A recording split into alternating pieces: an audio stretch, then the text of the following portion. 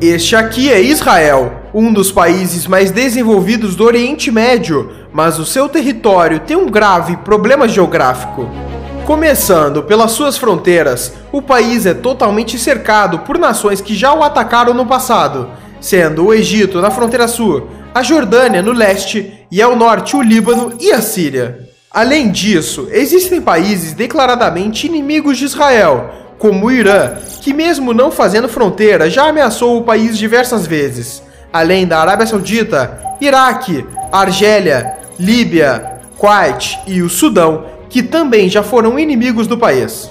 Isso sem falar dos conflitos internos que acontecem com a Palestina na faixa de Gaza e na Cisjordânia. E um dos motivos para isso acontecer é que todo esse território é muito estratégico, dado que aqui temos o Levante, uma região que se estende desde o Oriente Médio até o sul dos Montes Tauro na Turquia, sendo limitado a oeste pelo Mar Mediterrâneo e a leste pelo deserto da Arábia e da Mesopotâmia. Essa área conecta o norte da África ao Oriente Médio, sendo requisitada por interesses logísticos e militares de diversas potências. E o outro motivo de ser uma área de conflitos é pela questão religiosa, já que Israel concentra alguns dos principais centros históricos para o judaísmo, islamismo e o cristianismo. Para se ter uma noção, nos países ao redor de Israel, em média 94% da população é islâmica, enquanto em Israel 82% é judaica. E para entendermos mais a fundo o problema geográfico de Israel, temos que olhar a sua história. Desde seu surgimento até os dias atuais, Israel sempre viveu conflitos, guerras e instabilidades, justamente pela localização geográfica e por estar em uma região estratégica.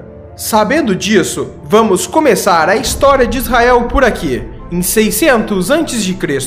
Jerusalém, atual cidade de Israel, ficava no território de Judá e era cercado pelo Egito e pela Babilônia. Mas foi em 586 a.C. que começa um ciclo de invasões naquela região, onde os babilônios, sob o comando de Nabucodonosor II, invadiram e destruíram o Templo de Salomão.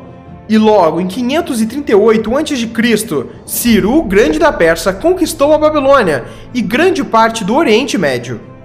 Depois dele, por sua vez, com o avançar da Macedônia sobre a região, Alexandre o Grande conquista Jerusalém. E esse ciclo continua, com a atual região de Israel sendo dominada por Roma e outras diversas potências estrangeiras, com destaque para os reinos europeus durante as Cruzadas, que tiveram motivos principalmente religiosos e demarcaram a disputa entre cristãos e muçulmanos, que ocorre até hoje. Mas foi só em 1948, com a saída dos britânicos, que Israel proclamou sua independência. Mas ao fazer isso, países árabes como Egito, Jordânia, Síria, Líbano e Iraque não poderiam ver um Estado judeu no Oriente Médio e invadiram o país por todas as suas fronteiras, começando assim a Guerra Árabe-Israelense. E o Estado judeu, mesmo com tantos inimigos, venceu essa guerra, além da Guerra do Sinai em 1956, Guerra dos 6 Dias em 1967, Guerra do Atrito em 1970, além da Guerra do Yom Kippur e tantas outras que ocorreram, com Israel vencendo todas elas. E isso acontece em grande parte pela estratégia israelense de defesa, que por problemas geográficos e por ser um país pequeno e com pouco território, Israel não pode se dar ao luxo de recuar de seus inimigos, já que estaria entregando seu próprio território para os mesmos.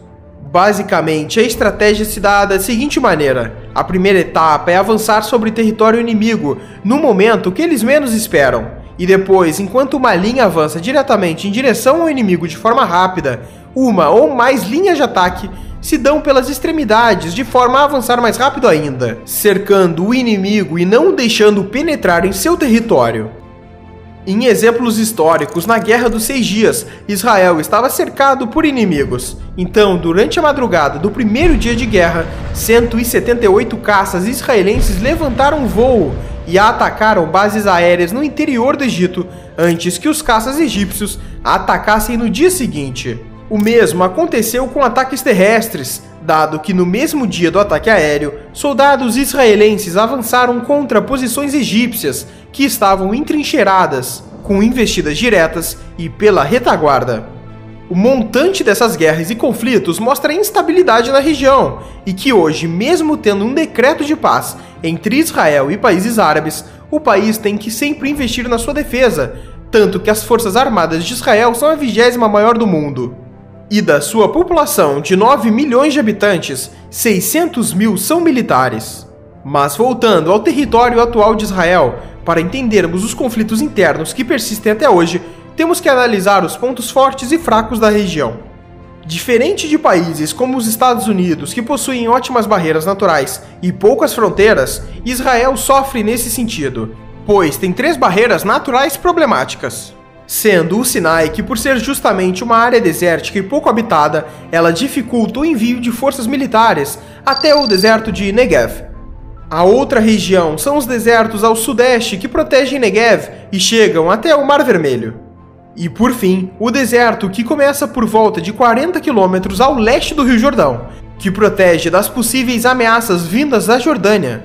Mas essa região em específico só funciona se Israel mantiver o controle da Cisjordânia, uma região de maioria palestina, o que é um problema para o país. E talvez esse seja o maior problema geográfico de Israel, os conflitos com a Palestina.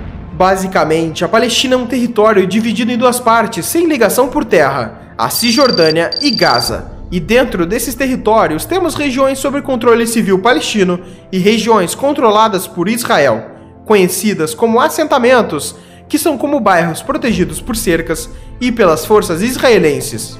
A proteção dessas regiões se dá basicamente porque a construção delas começou durante a Guerra dos 6 Dias contra os árabes, e as forças israelenses se estabeleceram nos territórios, e os conflitos entre israelenses e palestinos se intensificaram ao longo dos anos. Mas em 1993, em Oslo, Noruega, líderes israelenses e palestinos se reuniram e firmaram um acordo de paz, que estabelecia 3 áreas diferentes de ocupação na Cisjordânia. A primeira delas é a Área A, que seria administrada pelas autoridades palestinas. Já a Área B teria a administração palestina, mas controle militar de Israel. E por fim, a Área C, que é totalmente controlada por Israel. Muitos dos acordos firmados em Oslo foram mal sucedidos, mas as áreas permaneceram. E é na Área C que os israelenses têm dezenas e dezenas de assentamentos atualmente. Já a faixa de Gaza também é um território preocupante, pois é uma região densamente povoada, onde muitos refugiados palestinos se instalaram. E nela a quantidade e a recorrência de conflitos entre palestinos e israelenses é ainda maior. E foi por esse conjunto de fatores que em 2002 os israelenses começaram a construção de um muro que se estende por todo o território entre Israel e a Cisjordânia. O mesmo aconteceu na cidade de Jerusalém, onde temos um grande muro que ronda todo o território. E falando em Jerusalém, esse é o ponto final. O interesse pela cidade se dá pelos vários lugares religiosos nela. Por exemplo, os principais lugares judeus que se destacam são 2, o Muro das Lamentações e o Monte do Templo. Já para os cristãos, em principal, é a Igreja do Santo Sepulcro, e para os islâmicos, a Cúpula da Rocha. E hoje em dia, a cidade inteira está sob controle de Israel, e as perspectivas para o futuro são que continue assim. Mas as ameaças pela tomada de Jerusalém por parte de países árabes continuam. Os países lutaram pela tomada de Jerusalém durante sua história, e isto pode voltar a acontecer. E é incrível como um país tão pequeno e tão limitado territorialmente conseguiu se tornar a potência que é hoje, mesmo com todos os seus percalços geográficos. E esse foi o problema geográfico de Israel.